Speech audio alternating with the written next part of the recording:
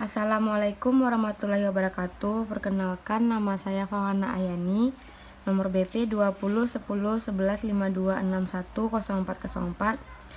Saya berasal dari kelas SI 11.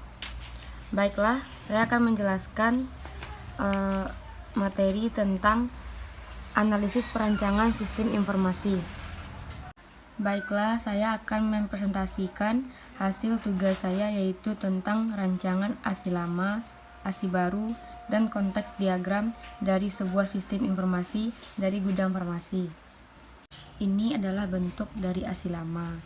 Baiklah, pada rancangan ASI lama ini terdiri dari 4 identitas, yaitu supplier, gudang farmasi, puskesmas, dan pimpinan gudang farmasi.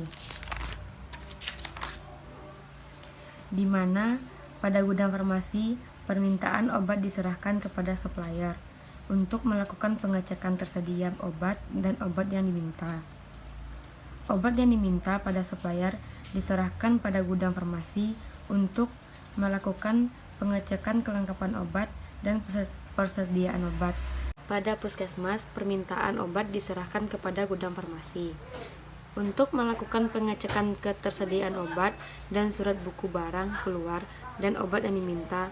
Obat yang diminta pada gudang farmasi diserahkan kepada puskesmas untuk ditandatangani surat bukti barang keluar, yaitu bukti sampel permintaan obat dan surat buku barang keluar yang telah ditandatangani, di mana bukti sampel permintaan obat tersebut diserahkan kepada gudang farmasi dan surat buku barang keluar yang telah ditandatangani tersebut diserahkan juga kepada gudang farmasi.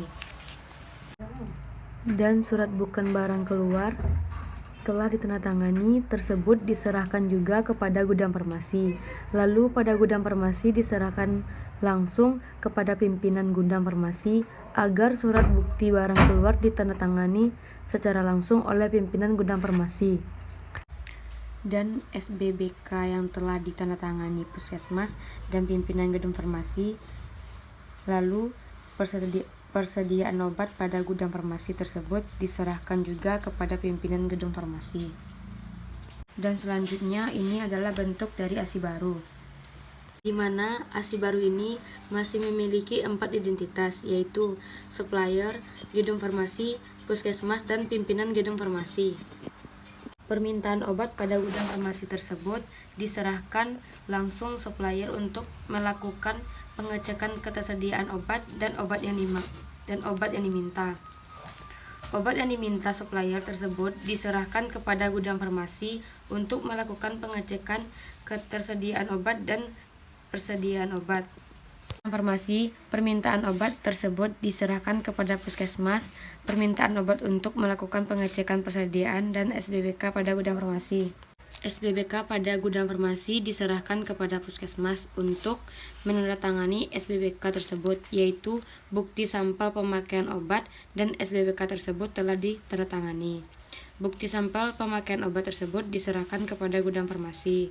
SBBK yang telah ditandatangani tersebut diserahkan juga kepada gudang farmasi, di mana pada gudang farmasi ini SBBK yang telah ditandatangani tersebut diserahkan langsung kepada pimpinan gedung farmasi agar SBBK yang telah di-ACC puskesmas dan pimpinan.